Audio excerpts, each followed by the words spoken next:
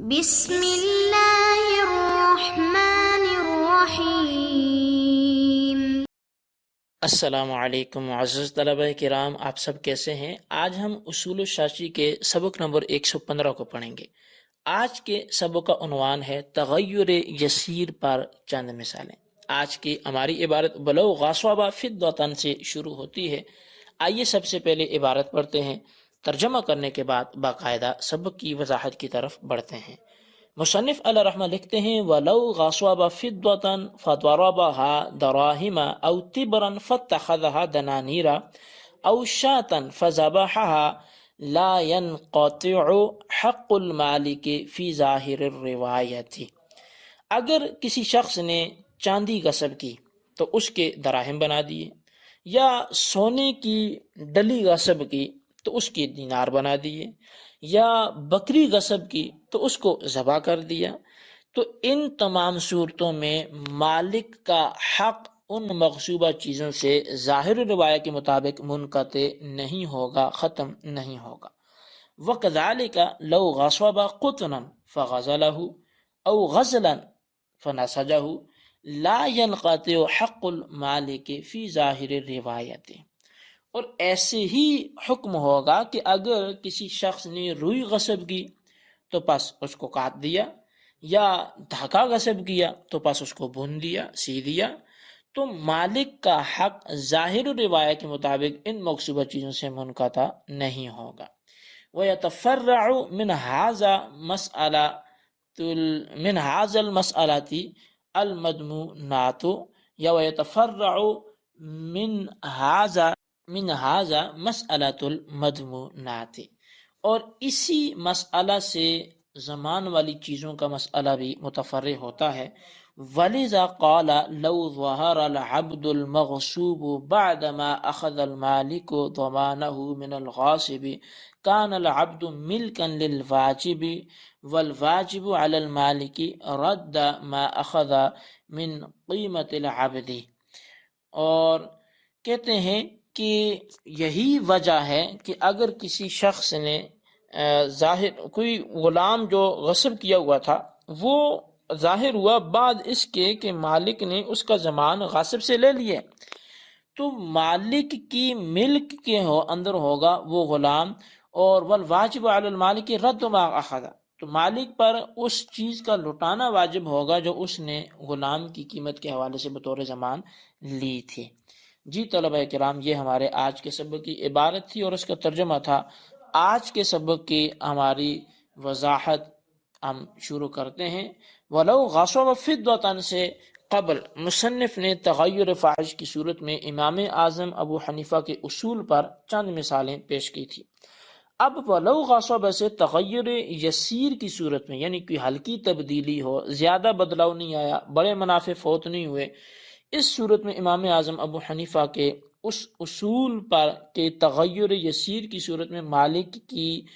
ملک شے سے ختم نہیں ہوگی، تغیر یسیر کی اس حوالے سے 5 مثالیں پیش کر رہے ہیں۔ تغیر یسیر کے حوالے سے میں نے آپ کو بتایا کہ اس چیز کا کوئی بڑا فائدہ تبدیل نہ ہوا ہو، وہ بڑی تبدیلی اس میں نہ آئی ہو، تو اس کو تغیر یسیر بولتے ہیں۔ اب 5 مثالیں اسی حوالے سے جو پیش کی ہیں، ان میں سے پہلی مثال یہ ہے، اگر کسی شخص نے چاندی کی ڈلی غصب کر لی اور اس کے درہم بنا لیے، تو مالک کا حق ان درہموں سے ختم نہیں ہوگا۔ اس کی وجہ یہ ہے کہ چاندی کی ڈلی سے درہم بنانے کی صورت میں نہ سوری تبدیلی ہوئی ہے اور نہ ہی مانوی تبدیلی ہوئی ہے۔ سوری تبدیلی تو اس لیے واقع نہیں ہوئی کہ درہم بنانے سے پہلے بھی چاندی تھی اور اب بھی چاندی ہے، اور مانوی تبدیلی اس لیے نہیں ہوئی کہ درہم بنانے سے قبل اس میں ثمنیت تھی اور درہم بنانے کے بعد بھی ثمنیت باقی ہے۔ رہی یہ بات کہ ڈلی سے درہم بنانے کی تبدیلی تو تغیر یسیر ہے اور چاندی کی بڑی منفعت تبدیل نہیں ہوئی، تو لہٰذا امام اعظم کی ظاہری روایت کے مطابق مالک کا حق درہموں پر بھی باقی ہے، لہٰذا غاصب پر واجب ہے کہ مالک کو ڈھالے ہوئے درہم واپس کر دے، اس کو چاندی کی ڈلی لوٹانا ضروری نہیں ہے۔ یہ پہلی مثال تھی۔ اور دوسری مثال مصنف علیہ رحمہ وہ یہ بیان کرتے ہیں کہ اگر کسی نے سونے کا ٹکڑا غصب کیا اور اس سے دینار بنا لیے تو اس مثال میں بھی وہی بحث ہوگی کہ جو چاندی کے مسئلہ میں گزری کہ مالک کا حق دیناروں سے ختم نہیں ہوگا اور مالک کو دینار ہی دینے واجب ہوں گے، لیکن صاحبین کے نزدیک چاندی اور سونے کی دونوں مثالوں میں درہم اور دینار لوٹانا جائز نہیں ہے، بلکہ سونے اور چاندی کی مثل لوٹانا واجب ہے۔ ان کے نزدیک تبدیلی کی وجہ سے مالک کی ملکیت ختم ہو چکی ہے، تو یعنی کہ تغیر یسیر کی ان دو صورتوں میں کہ جب چاندی غصب کی درہم بنا لیے، سونے کی ڈلیا غصب کی تو دینار بنا لیے۔ امام اعظم کے ہاں یہاں تغیر یسیر واقع ہوا ہے، چھوٹا واقع ہوا ہے، ہلکا تبدیلی آئی ہے، کوئی بڑا فائدہ اس کا فوت نہیں ہوا، اس لیے غاصب یہ مغصوبہ چیزیں جو اب درہم کی صورت میں موجود ہیں، جو دینار کی صورت میں موجود ہیں، ان کو وہ لٹا سکتا ہے مالک کو، اور اس کو الگ سے اس سے کوئی مطالبہ نہیں کیا جائے گا۔ لیکن صاحبین کا یہاں پہ یہ نظریہ ہے کہ یہ الگ سے نہیں لٹائے، یہ انہی چیزوں کو نہیں لٹائے گا، بلکہ تبدیلی آ چکی ہے، ان کی حیت بدل چکی ہے، ان کی صورت تھوڑی سی تبدیل ہو چکی ہے، لہٰذا اب جو غاصب ہے وہ ان کی مثل لٹائے گا، یعنی جو چیز اس نے غصب کی تھی اسی کی مثل ڈلی لٹا دے، سونا غصب کیا تو اس کی مثل ڈلی لٹا دے۔ تو یہ جو اب چیز موجود ہے درہم کی صورت میں، دینار کی صورت میں، یہ نہیں لٹائی جائے گی۔ تیسری مثال، اگر کسی نے بکری غصب کی اور اس کو ذبح کر دیا تو مالک کا حق اس ذبح شدہ بکری سے ختم نہیں ہوگا۔ اس کی وجہ یہ ہے کہ غصب کرنے سے تغیر تو آیا لیکن وہ ہلکا آیا ہے کہ ذبح کرنے سے پہلے بھی بکری تھی اور ذبح کرنے کے بعد بھی بکری ہے، فقط ذبح کی قید لگ گئی ہے، اور یہاں وہ بکری مراد ہے جو گوشت کے لیے ہو، نہ کہ دودھ والی بکری ہو۔ اگر دودھ والی بکری تھی تو غاصب پر اس کی قیمت واجب ہوگی، کیونکہ دودھ تو اس کے بکری کو ذبح کرنے کے بعد میسر نہیں ہوگا، لیکن اگر گوشت کے لیے تھی تو غاصب پر اسی ذبح شدہ بکری کا گوشت لوٹانا واجب ہے، کیونکہ اگر وہ زندہ تھی تو بھی گوشت کے لیے تھی، اور اب اگر اس کو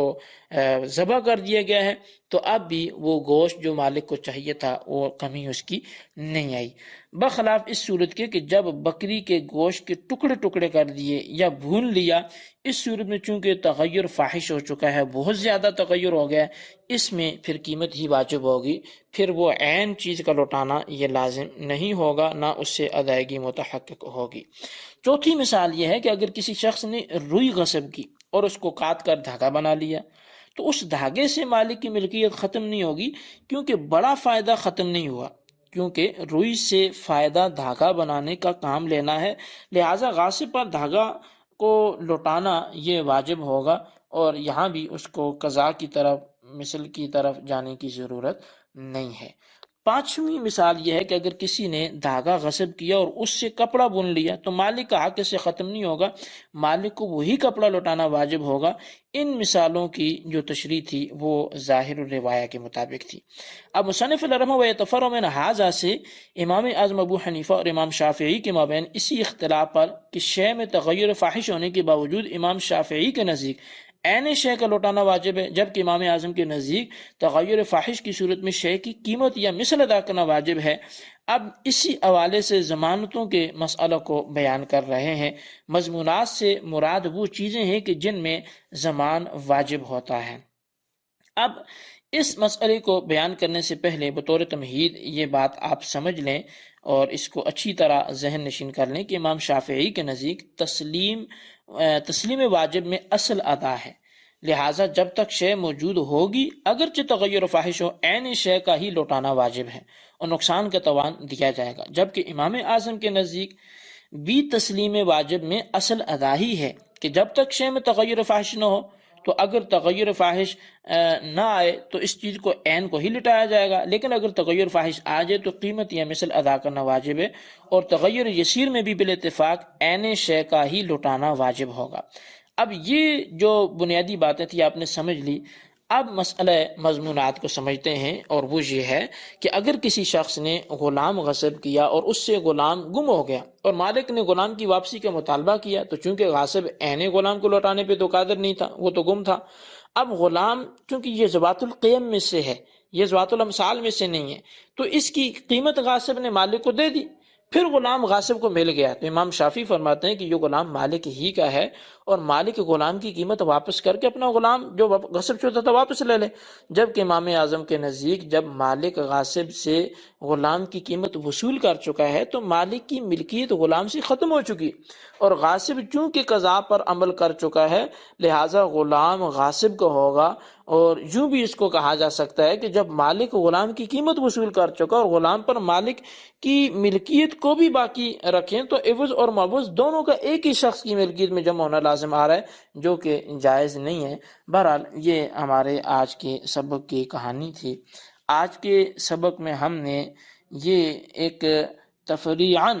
ایک مثال پڑھی، مسئلہ پڑھا کہ جب تغیر یسیر آ جائے تو اس صورت میں آیا کہ اس میں